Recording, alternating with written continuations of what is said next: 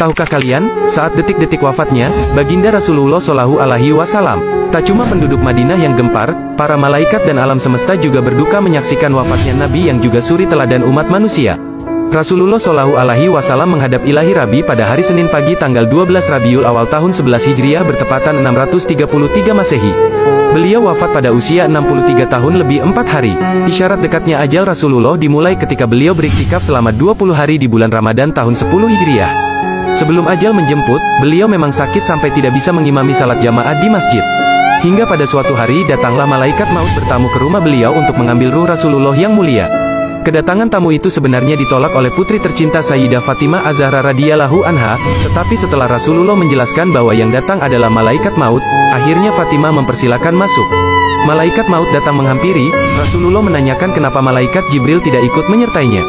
Kemudian dipanggillah Jibril yang sebelumnya sudah bersiap di atas langit dunia menyambut ruh kekasih Allah dan penghulu dunia ini.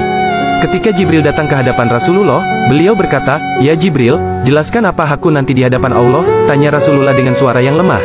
"Pintu-pintu langit telah terbuka, para malaikat telah menanti ruhmu. Semua surga terbuka lebar menanti kedatanganmu," kata Jibril. Tapi itu ternyata jawaban itu tidak membuatkan Rasulullah lega, mata beliau masih penuh kecemasan. "Apakah engkau tidak senang mendengar kabar ini?" tanya Jibril lagi. "Kabarkan kepadaku bagaimana nasib umatku kelak," ucap Rasulullah. "Jangan khawatir, wahai Rasul Allah, aku pernah mendengar Allah berfirman kepadaku, kuharamkan surga bagi siapa saja, kecuali umat Muhammad telah berada di dalamnya," kata Jibril. Detik-detik semakin dekat, saatnya malaikat maut menjalankan tugasnya.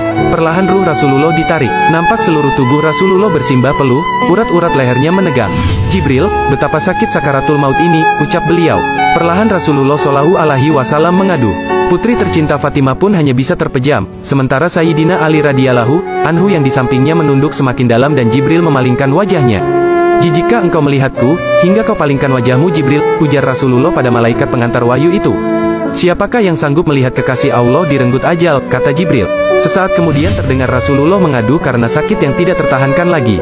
"Ya Rab, dahsyat niat maut ini, timpakan saja semua siksa maut ini kepadaku, jangan pada umatku," ucap Nabi. Badan Rasulullah mulai dingin, kaki dan dadanya sudah tidak bergerak lagi. Bibir beliau bergetar seakan hendak membisikkan sesuatu. Ali mendekatkan telinganya. "Usikum bis sholati, wa ma malakat aimanukum," peliharalah salat dan peliharalah orang-orang lemah di antaramu, ucap Nabi dengan suara yang amat lirih.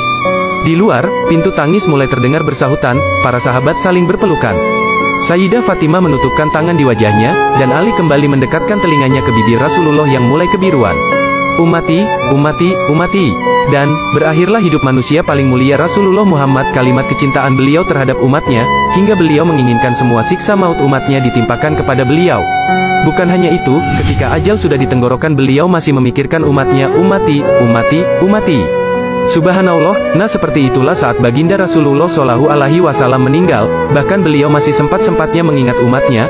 Mudah-mudahan kita menjadi umat beliau yang cinta kepada beliau. Amin.